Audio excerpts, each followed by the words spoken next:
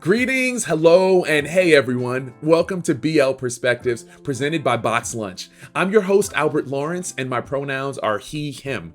Now, we are back to celebrate Pride Month by kicking off our next 4-part series that dives into LGBTQ plus representation in pop culture. And today we are talking to Suraj SINGAREDDY, a member of the National Student Council with GLSEN. And joining us today, we have animation director and illustrator Pamela Chavez, journalist, media critic, and video producer Jessie Gender is joining us, YouTuber, podcaster, author Nathaniel Wayne. Starting off, Suraj, can you please let us know a little bit about yourself and why you are so passionate about the work that GLSEN is doing? I'm currently a senior in high school from Johns Creek, Georgia, which is kind of north of Atlanta, and it's on Uchee, Muskogee, and Cherokee land. Yeah, I'm a member of this year's GLSEN National Student Council, and it's great to talk about culture. It's one of my favorite things because storytelling and the stories, they have such a big impact on how we see things, and they have so much power to shift the national conversation around pretty much any topic, but especially around things like queer identity and what we're going to be discussing today. Pamela, can you please start off by telling us a little bit about you, a little bit about your work, and then we'll get into it. My name is Pamela Chavez, and I identify as she, hers. And I've been doing this for about 6 years now, pretty independently. I graduated from the Rhode Island School of Design, which was a really good school. And then I went straight into creating my own animated short called Caracol Cruzando. I got funding from Latino Public Broadcasting to do that. And from that moment on, I just started working on animation in the way that I wanted to see it represented. So Jessie, please introduce yourself to the good people. I am Jessie Gender, pronouns she, her, and they, them. I work as a YouTuber mainly under Jessie Gender, and I mainly talk about LGBTQ representation and transgender specific representation in science fiction, fantasy, superhero, dumb, and whatever dorky whim I happen to have at the time. The best science fiction is science fiction that actually speaks to things that we're dealing with in the real world and enables us to have like harder conversations in sort of a safe environment, in sort of like different contexts. And so what I try to do with my work is sort of like poke at that exact thing and be like, here's this cool science fiction thing that I love, like Star Trek or whatever. And then sort of say like, here's how it can apply to the real world. Here's what it's talking about. Here's like the actual issues that this is sort of pointing to, or I can read into it and we can sort of like find it together. If you wouldn't mind, could you please kind of start off a little bit by telling us about yourself? Some of us know you from Council of Geeks, but you've got so much. Most of my online presence is contained under either Council of Geeks, which is where you'll find my more geeky aimed thoughts, primarily on YouTube, but also on Twitter and Instagram and a bunch of other things. And also Vera Wild, which is where I talk more openly about being gender fluid, she, they pronouns.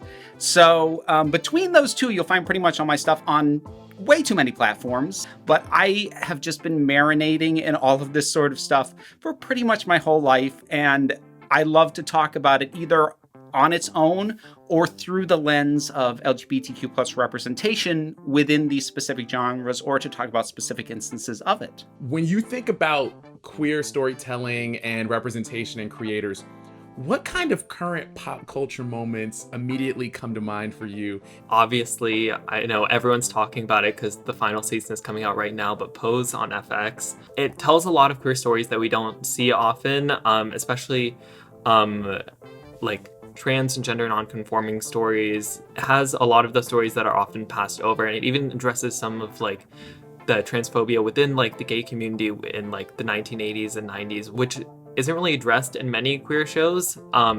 So it's great that it takes the time to address those specific stories and also talk about ballroom culture, which is such a large part of queer history in America. Other than that, I mean, if we're talking about culture, we have to talk about Las Culturistas, the podcast, because there's some really great conversations on it, and I love Bowen Yang. He's so funny on SNL. There's also a lot of really great representation in like the book community, even though I don't think that gets as much attention as other like types of media do. But there's so many books and graphic novels. I remember I just read one called The Magic Fish, which was a graphic novel, but there are so many specific stories being told within within book and written media. Do you remember the first time that you saw the representation of queerness on screen? I want to say Glee, because I watched that show in 6th grade, which is something people should not do. Like, wait until high school at least. That was way too early for me to watch that show. But it was I'm pretty sure that was the first time I'd seen queer representation, just because, like, 2 of the main couples in the show are both queer. I mean, I do think there were some problems with the representation in that show, but I think it was still pretty groundbreaking to have multiple queer characters in a show, and they're all main characters, and like reaching that big of an audience, like that was still a pretty big deal. Now that we've talked a little bit about maybe like what some of the early influences for you were within pop culture, I'm very interested in learning about GLSEN. So can you talk with us about what GLSEN is and why you were drawn to GLSEN? And yeah, let's just get into it. GLSEN is like this national nonprofit, and their main mission is to end the bullying and harassment of LGBTQ plus students in K through 12 schools.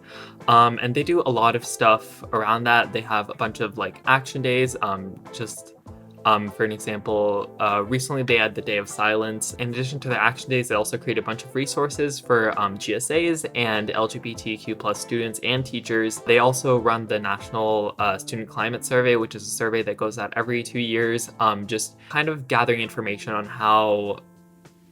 what the experience is for LGBTQ plus students in schools right now.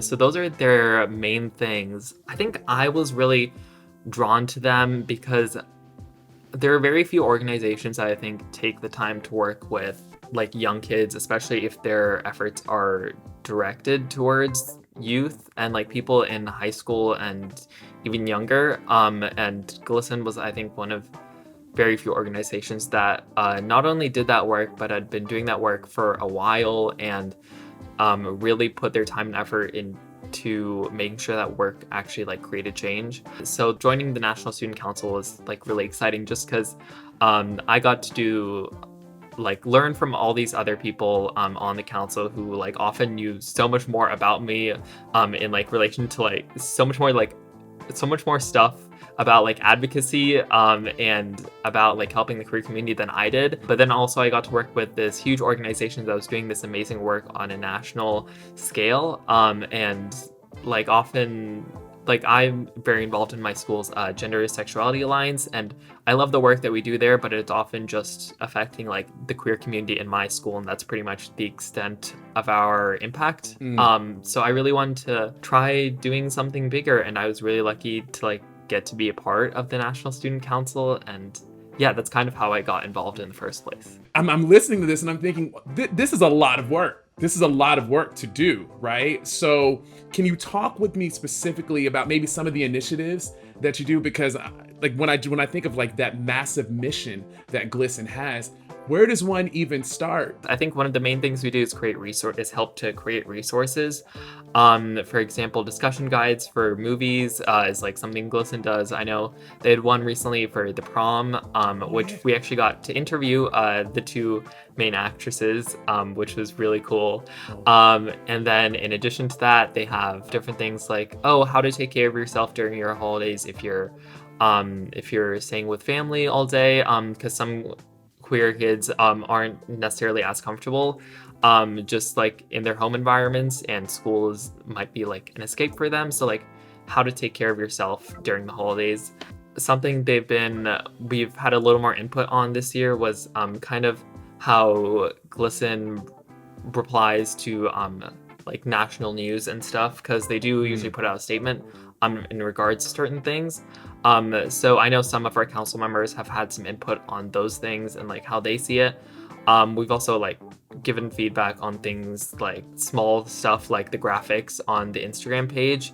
I know, like there have been council members in the past to call out, I think we could be more inclusive with our graphics, which I think the attention to detail is what really is the main thing that I think students bring in. So yeah, it's kind of a mix of creating resources, like providing feedback here and there for different things, and just talking to people about our own experiences. So we are really just working from our own personal experiences, and we provide feedback from that. And I think that's the biggest thing that council members provide and that we get to do. Can you tell me a little bit more about that movie program, about exactly kind of like how GLSEN interacts with the movies and yeah, like I'm really fascinated by that. Yeah, we just create movie discussion guides, and usually that just means like creating like a list of discussion questions or like ideas to think about while watching the movie, just in relation to queer representation. And we usually put that out as a resource for GSAs to like watch it with one another in a group, and then like maybe have a discussion around those things, or for teachers to do that in their own classrooms, just in the hopes that you aren't just viewing this as a piece of entertainment, but also through the lens of like how it represents queer identity and like the impact it has on the queer community. So Suraj, you mentioned Day of Silence as something that GLSEN really is a part of, but then also something that other people can contribute to and participate in. What is this Day of Silence that you're talking about? A Day of Silence is basically this day where like the LGBTQ plus community, they try, we like make a pledge to stay silent for one day, or at least like if you can't like participate that much because of school or work or something else, there's also like a national moment of silence where you just spend 5 minutes, and it's basically just a way to stand in solidarity and reclaim the silence that's often been forced on the queer community. I think we really tackled that this year with the theme, which was My Silence, My Story. So it's all about like reclaiming your own story for yourself, which relates closely to what we're talking about here. So you've talked about some of these like really impactful initiatives with GLSEN. How can somebody support the work that you're doing? How can people lend their voice or even just kind of like lend their love to the community? And what are some steps towards allyship? Yeah, I think one of the biggest things is just looking in your immediate community first. If you're like a student, for example, there's usually like a gender sexuality alliance there might be at your school, or if not, like there might be some other types of groups that you can get involved in, or just like if you have any queer friends, like just look out for them, check in on them. I think in terms of GLSEN, they have a bunch of action days throughout the year. Like as I mentioned earlier, Day of Silence is a really big one, but there's a bunch throughout the year that you can just show that you're like an ally of the community, just by like getting involved in some like pretty small way, whether it's just like posting something online or something along those lines. If you're like a teacher watching, I'd say like try to incorporate queer narratives into your classroom in some way, because I know like especially in English, just like seeing queer narratives being the thing that we happen to be discussing, rather than like only discussing this when it's close to Pride Month or otherwise. So I think just building it like regularly into your curriculum if you are a teacher is another great way to support. My biggest advice is just look locally, because there's always organizations that can use your support. And yeah, there's so many ways that you can help. Now, we're just still kind of on the cusp of LGBTQ plus representation when it comes to pop culture. So there's a lot of work to be done, clearly, right? But what types of queer stories are you excited to be told as we move forward? I really want to see more specific stories, because I think as you get more specific, you also get more authentic. And by specific, I mean they aren't marketed to be like the general queer experience. They're marketed to be someone's specific story, because I think the way to like invoke the most empathy in someone is just to be absolutely honest. And that's why I think stories like Pose or Special, they're so honest, and they're not supposed to be like the whole queer experience. They are supposed to be like a specific experience that this one person experienced in this one place in time that you might also empathize with in some way. So yeah, intersectional identities and more specific stories, instead of just blanket queer stories. Is there something maybe that you're excited about, an upcoming piece of pop culture that you're excited about, that you think kind of like speaks to you? If you have read the comic Heartstopper, but it's available for free online. It's so good and it's so cute. And I mean, like, I'm a sucker for any like YA romantic comedy, like anything. So I loved it. It has so much queer representation. Pretty much all of the 6 main characters are queer in some way. Within the last 2 months, actually, they released info that they're actually making it into like a TV series on Netflix, which I am so excited for. They put out a casting notice, and sadly, they could only cast people who lived in Britain. And I was so sad. So sad. But regardless, I'm so excited to see the final product, just because the comic itself has been like, it actually has a pretty wide audience online already, but just to see like all those characters and all like the conversations that comic create. Since you're somebody who has a lot of ideas clearly, and you've got taste because you've shared with us what you like, I know that you do a lot of reading. Can we expect for Suraj to kind of come through and fill in some of these gaps, and or do you think that GLSEN is doing some work that is inspiring a generation of voices that will be able to fill in these gaping holes that we have within our pop culture? I wish I could say for sure. I have a TV show coming out next month, and you'll see it on Netflix. Yeah, I think GLSEN is helping to inspire a lot of people to do that, especially with like the movie discussion guides, and also like the book list. They're creating a book list of just recommendations of books by queer authors or like containing queer characters. And I think things like that are raising more attention for these queer stories are really going to inspire people to see those queer stories as a form of activism, I think, and as something that is important and like needs to be told. And hopefully that'll get a lot more kids involved in that kind of work and get a lot more stories told that need to be told. And yeah, I think there's a pretty bright future in terms of queer creators. Now, everyone who's watching, if you want to learn more about GLSEN and the work that they do, go to glsen.org. That's GLSEN.org. What do you think that it is about the LGBTQ plus community and animation that really work for you? How have you synthesized identities in that way? How have you used this platform, this format, in order to also discuss stories about this community? For me, it's about just showing up in a real way. It's about showing up in my identity, in my full identity, and also showing up in my stories in a way that I know I can pull from and contribute. Being a part of the writing community or the directing community within animation for me is an important thing, because I get to sort of decide what parts of myself I want to share, what parts of myself as a queer person of color I want to have represented, or the parts that I think that need to continue to be spoken on or voiced or contributed towards within the world of animation. And I think because animation comes from a place of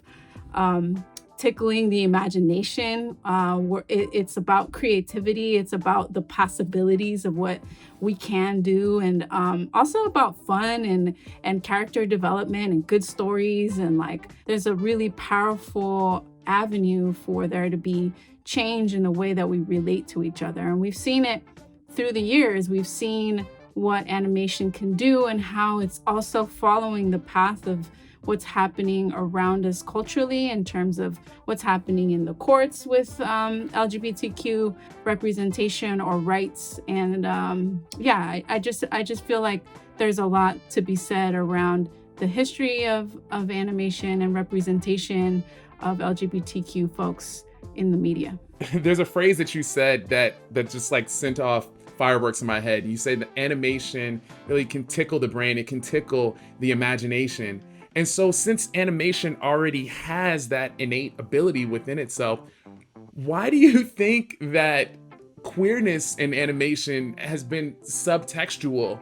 That's a really, really important question actually to ask. And I think part of it is like, okay, who gets the funding to be able to have this sort of platform, especially one that's a bigger platform. But I also think that there is a cause and effect relationship between the media itself and what's being made and the system that is supporting it. And because the system sort of adheres to the law, it means that, as of 2014, LGBTQ people still couldn't get married. That was not that long ago.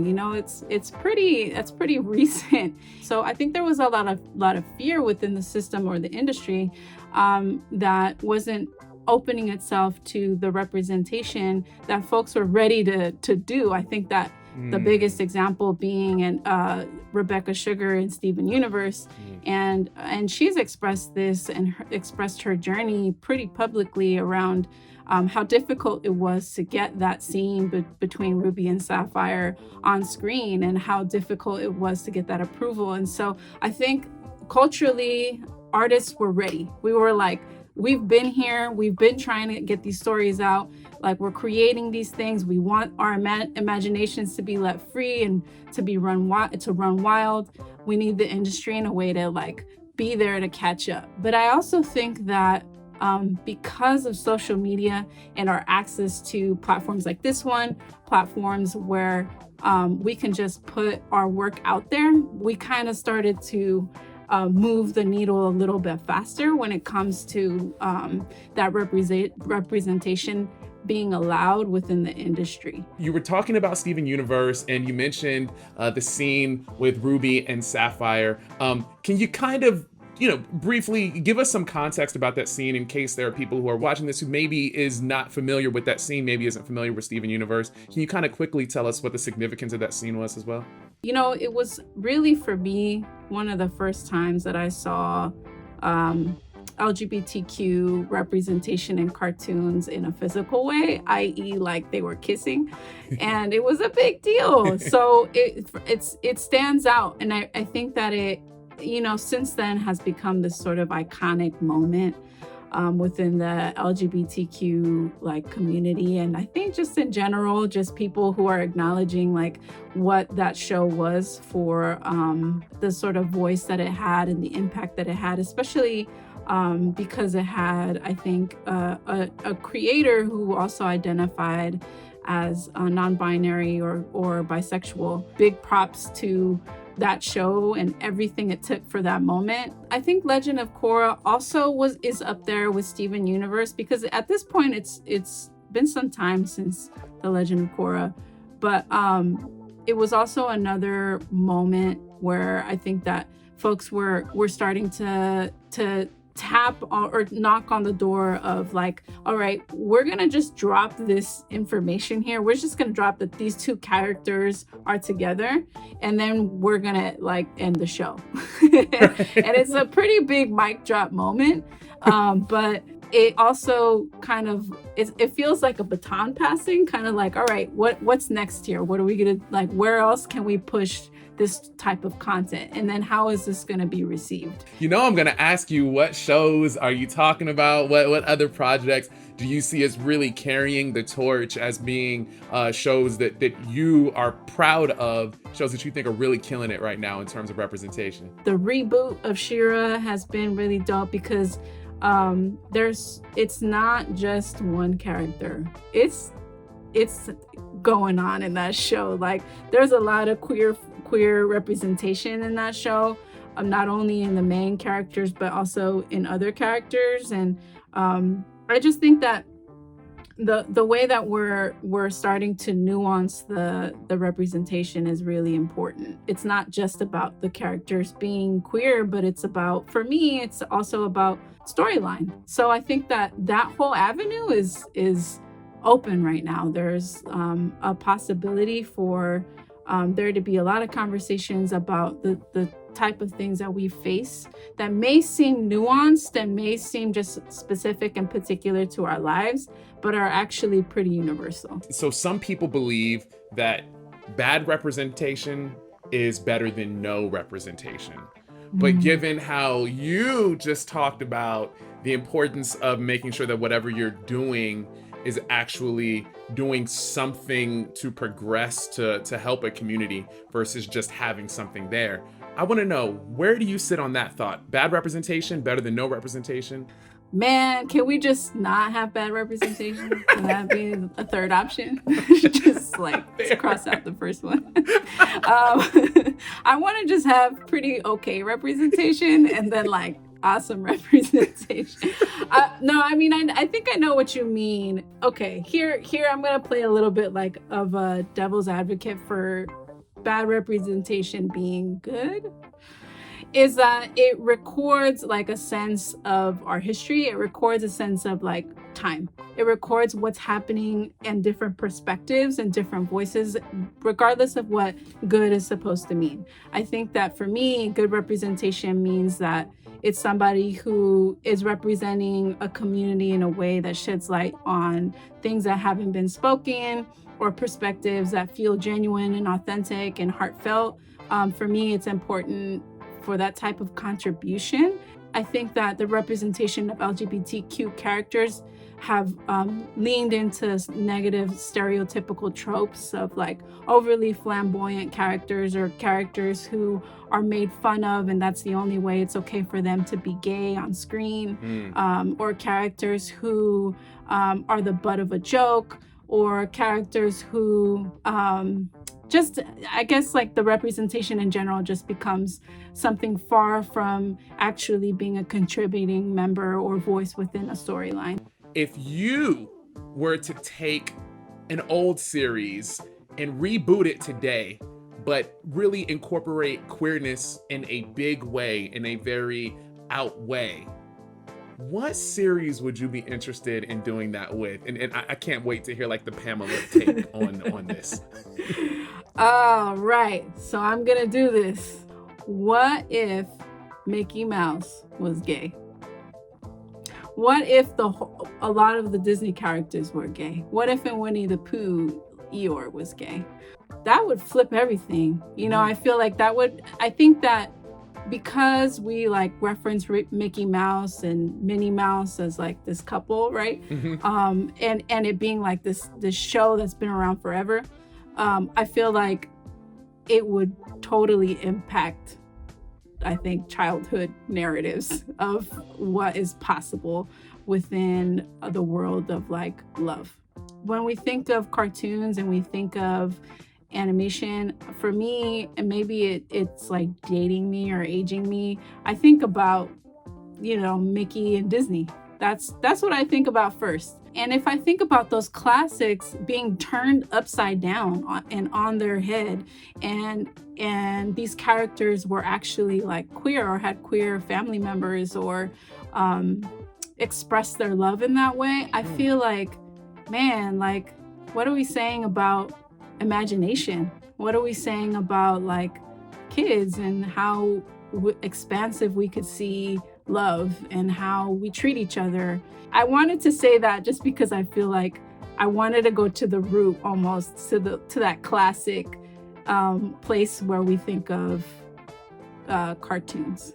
With an imagination like yours, and I feel like, again, like part of the coolness of your power is that like you can see something that's missing, and then you actually have the skills, and you've taken the time to develop the skills to actually go ahead and make that thing that you feel is missing to fill the gap. So I got to know from you as a creator, but then also as someone who consumes, what's your hope for the future of queer representation in pop culture? If we can continue to push the narrative around conflict that's specific to queer folks, so getting even more detailed and getting even more into the stories that are specific to our community and issues that we face, I think would really start talking about issues and things in a way that's new, rather than it just being like, these characters are like normal and like anybody else, which is true. We are like everybody else, but we have our own shared experiences and issues that come up within our lives that I want to hear more about. I want to hear more about the things that we struggle with. I want to hear more about the allies that help us through that. I want to hear more about like the adults that help us through that, or the adults that are also presenting barriers and challenges. And hearing those storylines, I think, creates like a really good sort of 3, 4, 5th dimensional perspective on what it is that's happening for us as a community, and continues to push the boundaries around what we can continue to say. So that I think is an important thing for storyline stuff. Once we start really going into that, I think the creative possibilities around the worlds that we create around those issues become like sort of like fireworks. Like we can expand the universes of representation, because we're also touching on new types of storylines that haven't been addressed before and new ways to resolve those storylines. And I think that's what I think representation does when it contributes to the creative imaginary process. You've shared with us kind of your vision for what you would like to see the landscape look like, but as someone who also does have the power of the pen, I heard that you're working on a new series that does have LGBTQ plus characters within it.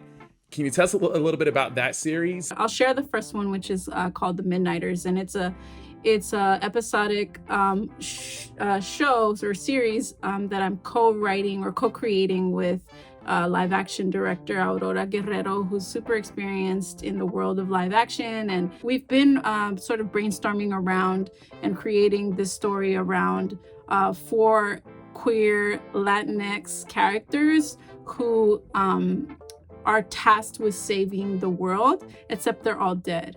And they come back from the past, from the 50s, from LA in the 50s, to save the world. But they're like 4 misfits. We're not talking about superheroes. We're not talking about like they have special skills in that sense. They're just equipped with the knowledge of what was happening at that time for them as queer characters.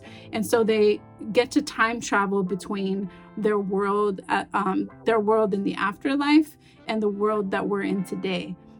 These are like queer rockabilly style type characters with some major attitude, with some really good kind of human qualities that allow for us to like really feel like we can connect, but also know that they're from a different time. I know that within the realm of sci-fi and fantasy, there are legions of characters. There are just so many very different characters.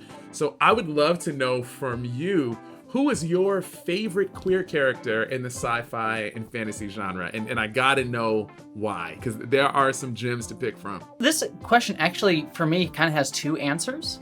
One is my favorite character who isn't necessarily LGBTQ explicitly, but like the LGBTQ community is sort of claimed. Jadzia Dax is a character from Star Trek Deep Space Nine, and she is from an alien race called the Trill. And basically what the Trill are is they are an alien race that can have a host symbiote put inside of them. And the memories of their previous hosts sort of transfer from body to body. And so Jadzia is the character that appears in that show, but her previous host was a guy. And some of the characters on the show actually remembered her being a guy. So there's sort of a very easy trans metaphor. A lot of trans people looked at that and were like, oh my gosh, I see myself in that in a way that, like I did when I was younger, when I was a kid, that was like the first time I saw that. Because of that alien metaphor, they were able to like do things that, you know, we wouldn't be able to talk about. We even have a hard time talking about explicitly today. Like there's a scene in one of the episodes of that show where Jadzia meets a Klingon character who was a friend of hers in a previous life. And the Klingon comes up and says, oh, Curzon, my old friend. And she just says, oh, Jadzia, it's actually Jadzia now. And he instantly just goes, oh, well, Jadzia, my old friend. Corrects perfectly. And it's like, that's how that conversation, it's like someone makes a mistake of maybe, you know, using a dead name for a trans person. Someone says, no, I go by this name now. And they're like, oh yeah, totally get it. And we move forward.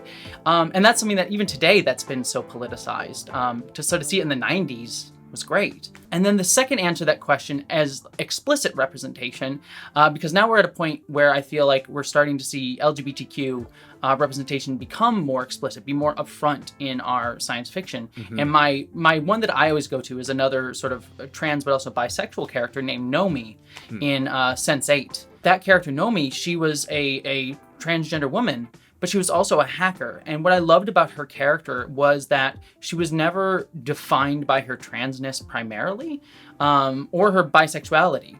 She was sort of dating another woman within the series, and their romance is the most adorable thing in the world.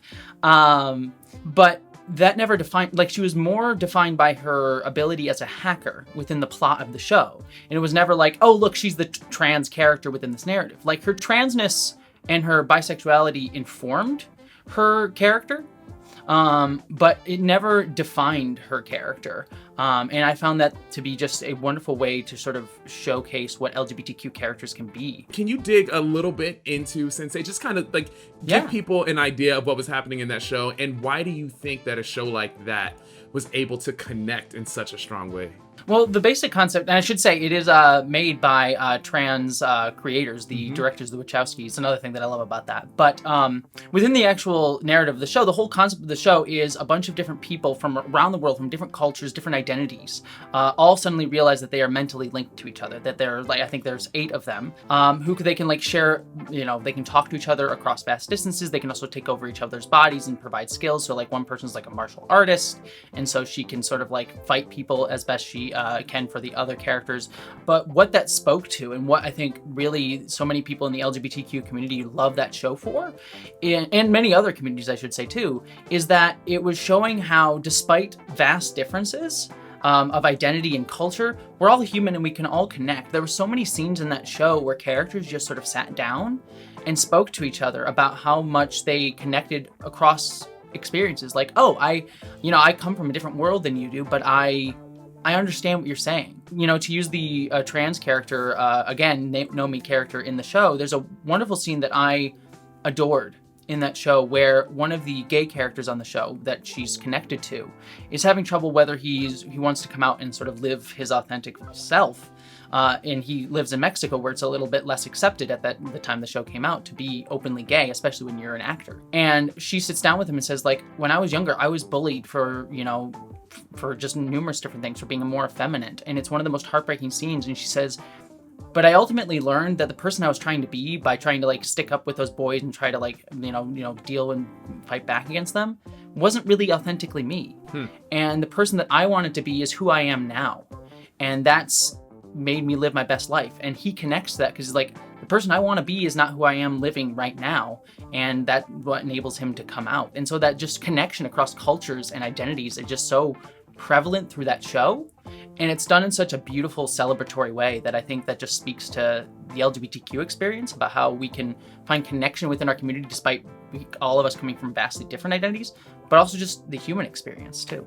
Do you think that sort of connection, do you think that sort of theme that was so present in Sense8, if we magnify that, if we zoom out some and we look at the larger science fiction and fantasy genre, is that what you think really helps to connect it to the LGBTQ plus community? Yeah, because I think science fiction is always the best science fiction, I think, too, is just sort of generalizing human experience and sort of saying it's not something that's weird or strange, but it's something that we all kind of experience. I look at Star Trek, which is sort of my biggest show, one of the shows that I love, obviously.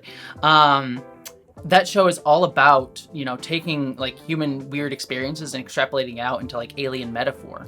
But it's sort of saying that these are human concepts that we are dealing with. They're not just alien concepts. And I think that that's something that so many LGBTQ people fight for, trying to people to understand us. One of the things that I always say personally is being trans is unique and beautiful and wonderful, but it's not so weird that it's something completely alien to what it means to be human. I deal with or I've dealt with dysphoria and issues with my own self-image when it comes to gender, but many people may connect to that same sort of feeling when it comes to their body and exercise, or their religion, or their sexuality. We all experience sort of questioning our own self-image and how we identify into the world, and for me, my struggle happened to be with my gender, but I feel we all can relate to that struggle. And I think science fiction just connects that in so many ways. It's look, aliens have this, but that's something that we feel too.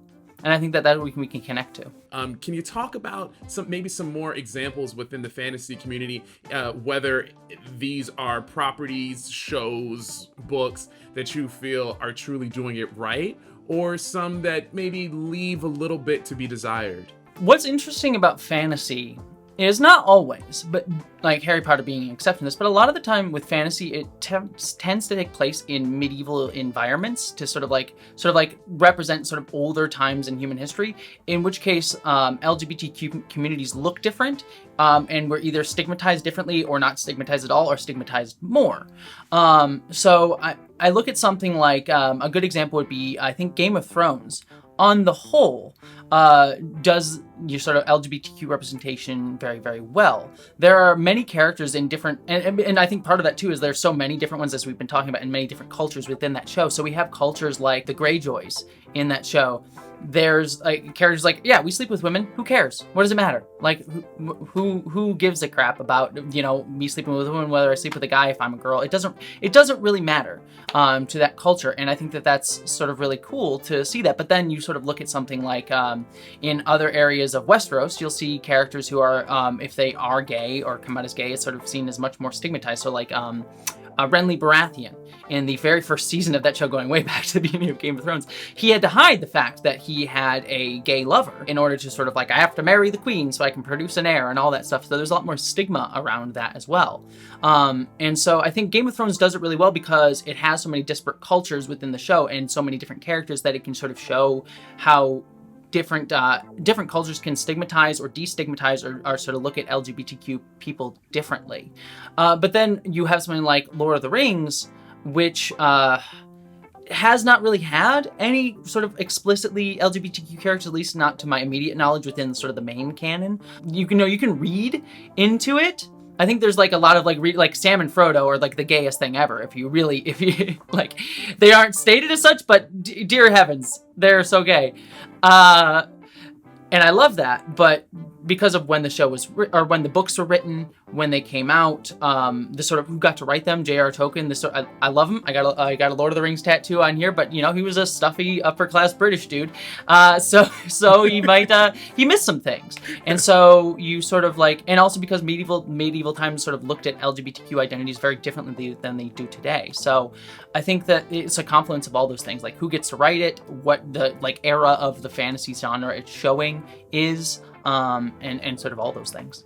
What are your thoughts about these pieces of pop culture, like say Harry Potter or Star Wars, that add LGBTQ plus themes or even character backgrounds in?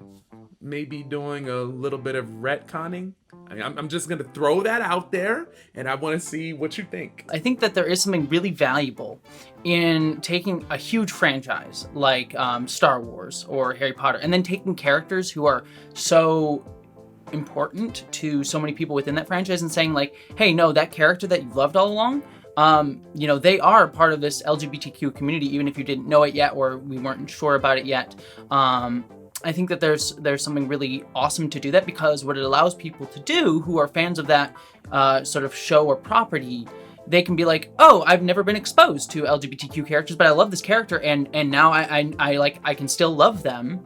However, the problem sort of gets a little bit muddied in some senses in terms of like how that actually plays out with each individual representation. So for example, when we look at Dumbledore, sort of setting all the other stuff with J.K. Rowling aside, considering there are other things with her nowadays, especially with the trans community, but setting that aside, if we look at the character of Dumbledore, within the actual text of the Harry Potter, the 7 books, he is never explicitly stated to be gay. There's like little hints at it, and even in the Fantastic Beasts movies that have come out that actually have him as sort of a major character as well, there's hints that he had this sort of love romance with Grindelwald, but it's never explicitly stated. And I'm not saying like every single TV show or movie needs to be like, hi, I'm super gay, nice to meet you.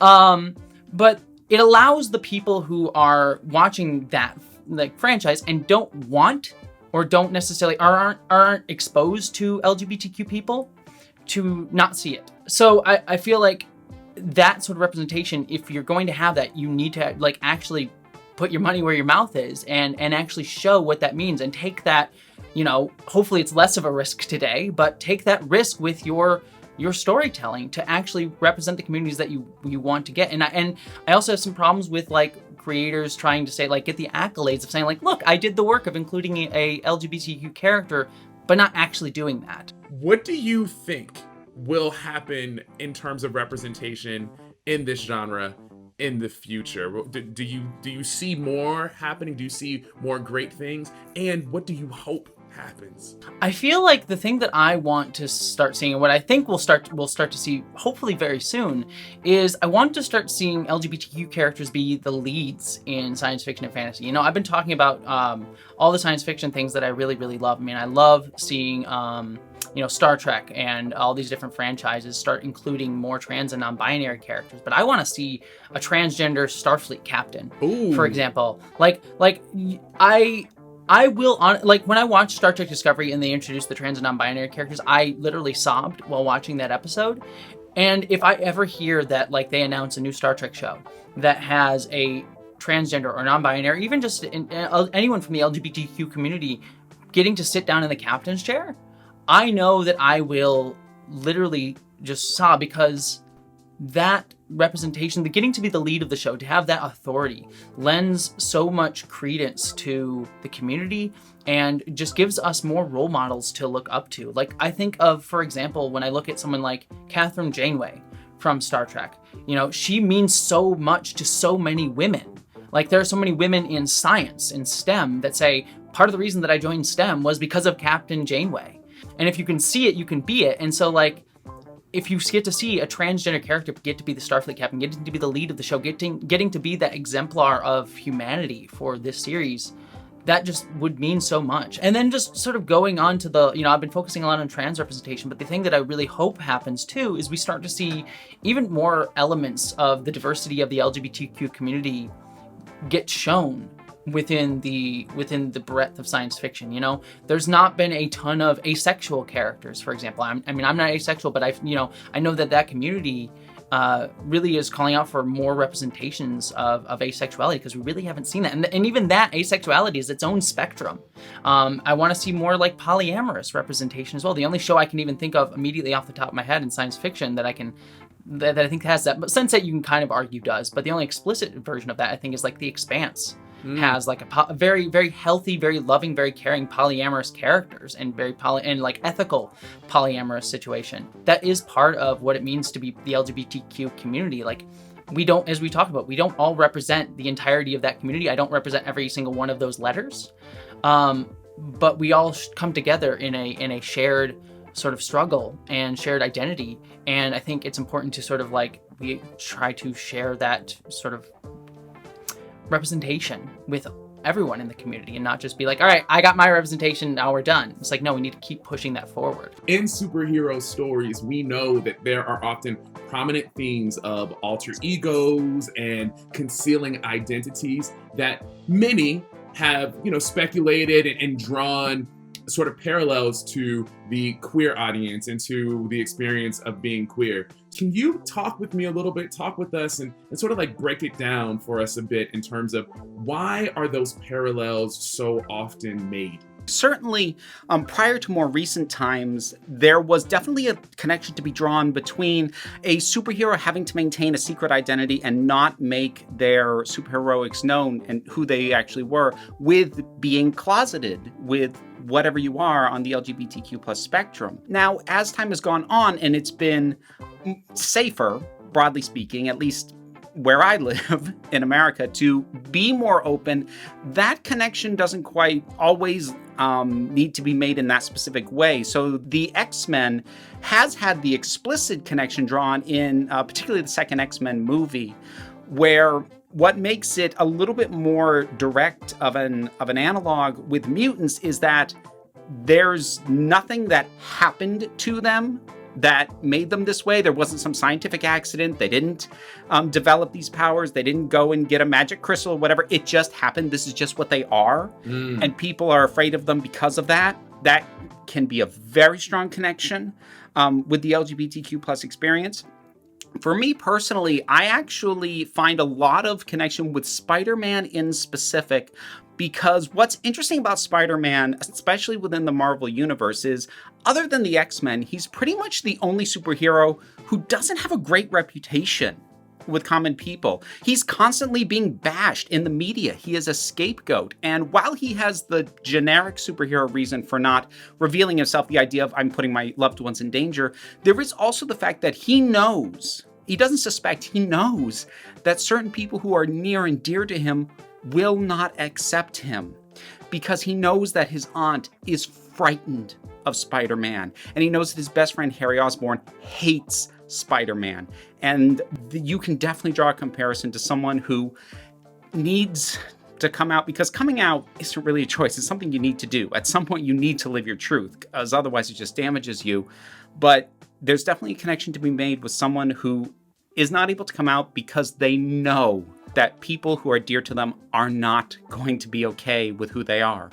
I know that it's impossible for you to jump into the minds of the creators of these different superheroes, but how much of this do you think was actually intentional and woven into the fabric of the characters versus the audience taking these characters and then finding something in them that related to them and then sort of projecting? It's definitely difficult to backtrack, but there are certainly a handful of instances where we do know, because the creators have said, this was something I was hinting at, or I wanted to do what I wasn't allowed.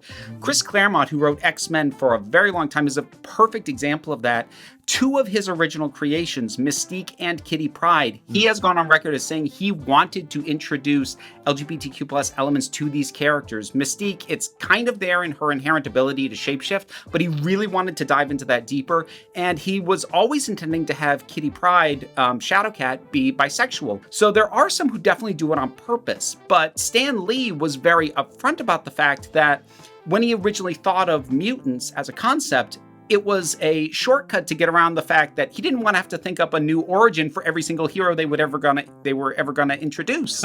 So it became much easier to just say they're a mutant, they're just born that way. Once he realized that marginalized people were latching onto that, he definitely embraced it, even though that wasn't why he made them that way. It happens on purpose more often now, whereas before I think it was usually accidental, and it was just a question of whether the comic creators ran from the idea, like how DC has always run from the idea that Batman and Robin have anything other than a paternal or platonic relationship, or if they embrace it, at least allegorically, and allow for that reading like Marvel did with the X-Men. Some of the people that are actually the strongest people in the realm of superheroes sometimes seem to be independent creators who just love shipping, who love creating fan fiction and using all of this as an alternate space for queer expression. We've seen, for example, this happen with the Falcon and the Winter Soldier.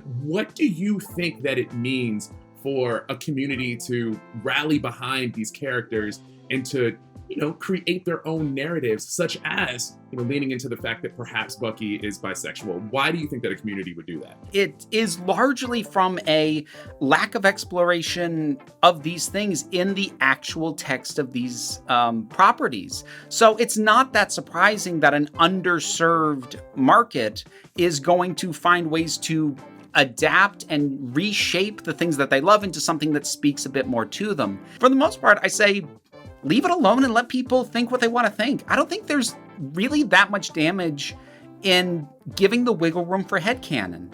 And it can be very endearing for audiences if you do it right. And so when you have the fans driving the ship and creating the ship, puns intended, you can really take the characters into places that maybe you did not intend them to go. And I do feel like one of the difficult things with that is if you're taking them in a place where you did not intend them to go, then sometimes there's some back work, some retroactive stuff that you need to do in order to justify where you're taking them, right? Yeah, and sometimes that can really backfire. I mean, another element to keep in mind, especially if we're talking superheroes, a lot of these characters have been around for so long that the fans have been here longer than the creators currently writing them. The length of time any given writer writes a specific superhero is at most a couple of years, but fans will stick around for decades. So within a certain perspective, they do kind of have more ownership over these characters than the rotating stable of creators do a lot of times. As we all continue to learn,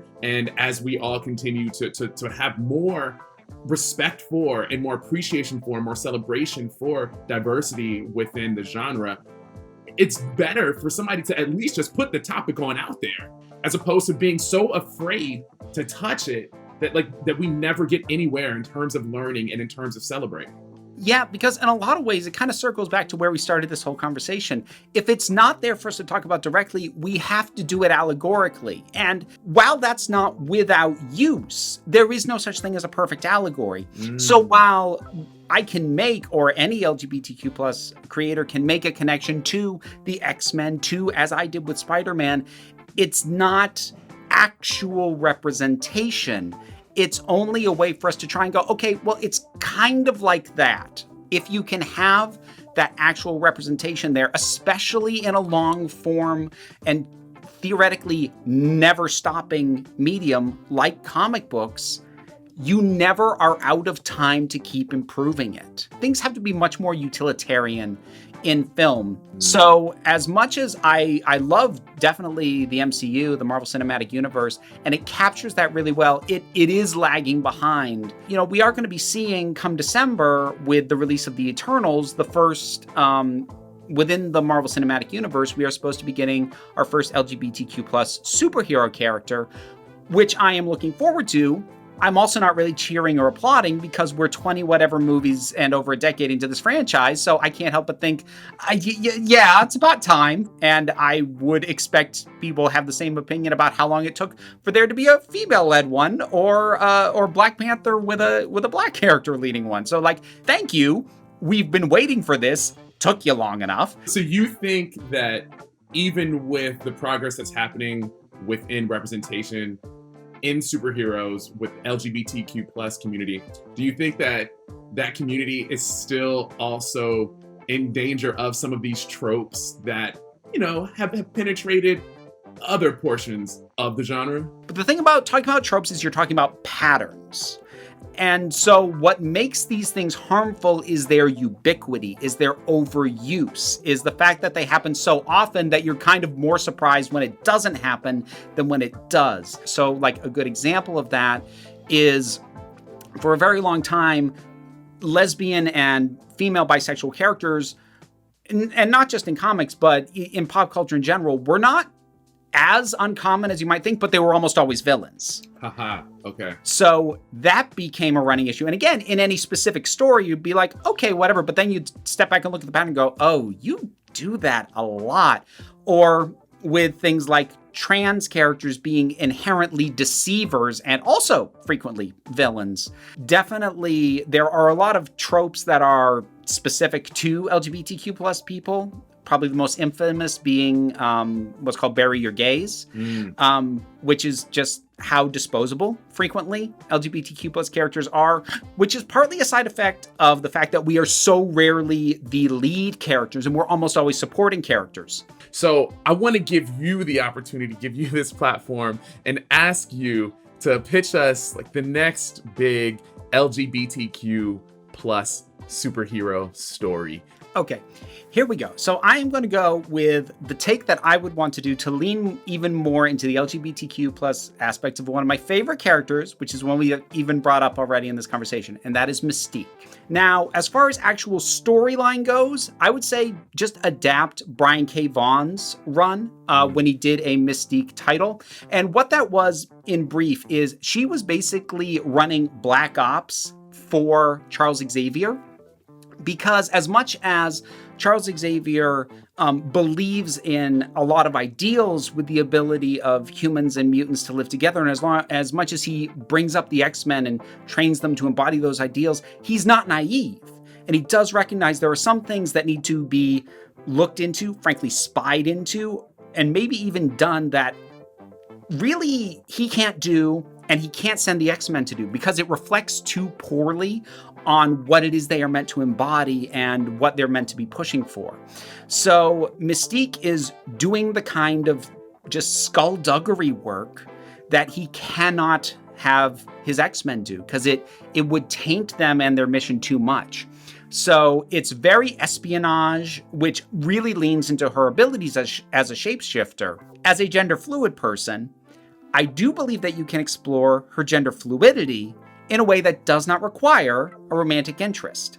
So here's the thing about Mystique. The way she's always been portrayed is that she can shapeshift and change her form to look like basically anybody. And the way it largely seems to have been portrayed is once she has shifted into that, she can just kind of hold it for the most part. One of the ways in which she doesn't quite hold up as an analog for gender fluid people is by and large gender fluid people whose sense of self in regards to our gender doesn't stay put.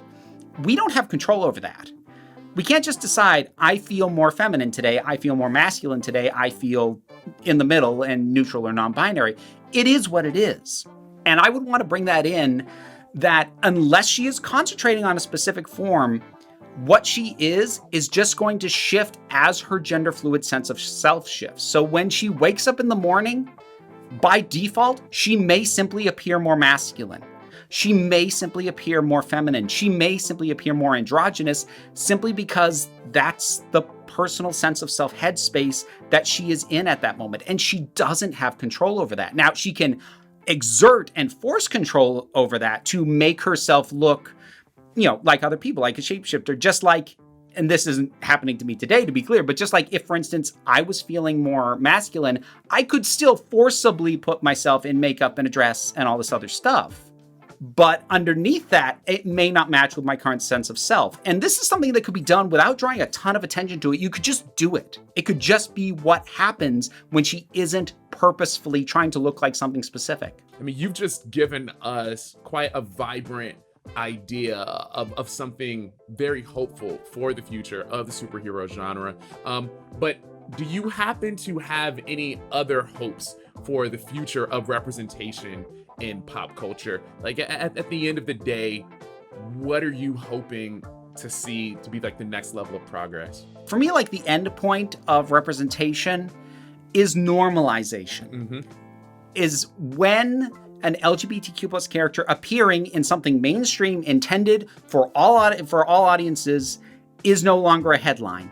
When some kind of LGBTQ plus character can be introduced into Marvel or into a Pixar movie or DreamWorks, and if some news site tries to make it a headline, the general reaction is, "What? Why are you making a deal out of that?" The day when having a trans character or a non-binary character or a pansexual character or anything is as unremarkable as having a character with blue eyes, that is ultimately where I want to see things land.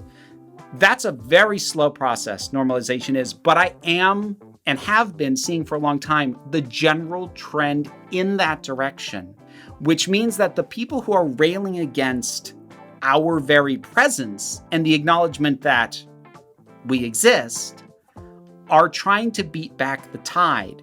And while it is possible to make an argument that they are slowing the tide keeps moving forward. Well, Nathaniel, if what you've shared with us today can also get into the hearts of just a few of the people who've joined us, then I think that our future is going to be in truly compassionate hands. You're putting such strong work into the universe and connecting with people, obviously. And I celebrate you, we celebrate you, and we thank you so much for being part of BL Perspectives. It matters. Also, thank you to everyone who's been a part of this 4-part series, all in celebration of Pride Month, including the viewers. Appreciate you. Everyone who we've had on is working to build bridges, they're working to impart knowledge, and also to share experiences. So you can check out the previous episodes here on IGTV, or you can just head on over to YouTube to catch the full series. See y'all next time.